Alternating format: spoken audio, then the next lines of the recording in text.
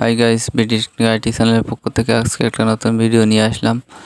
আজকে চুল কাটা মেশিনটা রিপেয়ারিং করে দেখাবো। খুললাম মেশিনটা, দেখুন এই মেশিনটা কারেন্টে শর্ট সার্কিট হয়ে পুড়ে গেছে। এটাকে আমি আলাদা চার্জিং সিস্টেম করে এটা আমি তৈরি করে দেখাবো। আজকে ভিডিওটা ভালো লাগলে আমার পাশে থাকবেন এবং নতুন নতুন ভিডিও দিতে আমাকে সাপোর্ট করবেন। এই চার্জিং পোর্টটা এখানে লাগাবো, এটা মাথার লাইটের ভিতরে থাকে।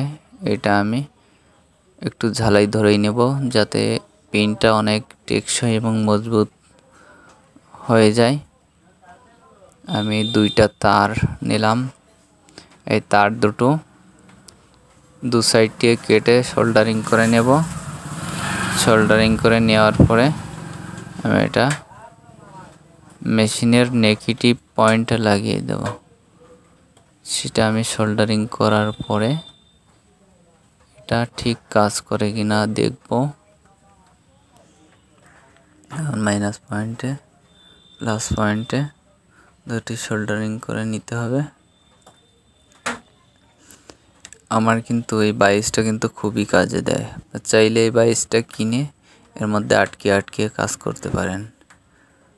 এই বাইসটা আমি কিন্তু খুবই সুন্দর করে কাজ করতে সাহায্য করে আমাকে।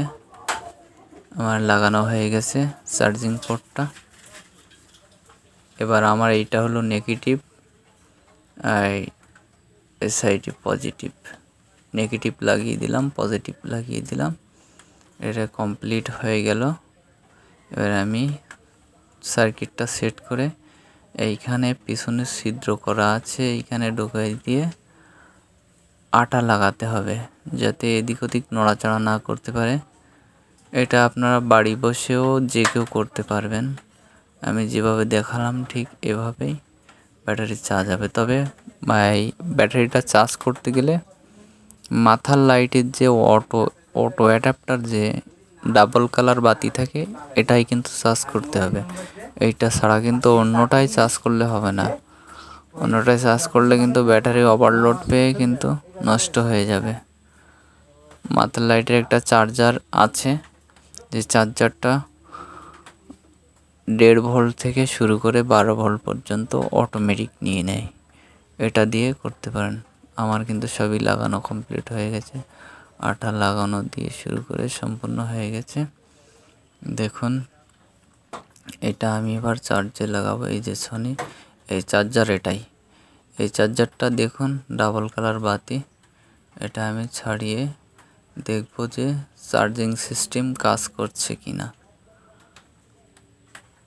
লাগিয়ে দিলাম। এই যে দেখুন এই লাল বাতি জ্বলছে, চার্জিং সিস্টেম কাজ করছে। এতে টোটালি চার্জ নেই, চার্জ হলে মেশিনটা চলবে। ভিডিওটা ভালো লাগলে লাইক কমেন্ট শেয়ার করবেন এবং ভিডিওটা ভালো লাগলে লাইক করার পাশাপাশি শেয়ার করতেও ভুলবেন না। আর চ্যানেলটি সাবস্ক্রাইব করা না থাকলে এখনই সাবস্ক্রাইব করে দিন।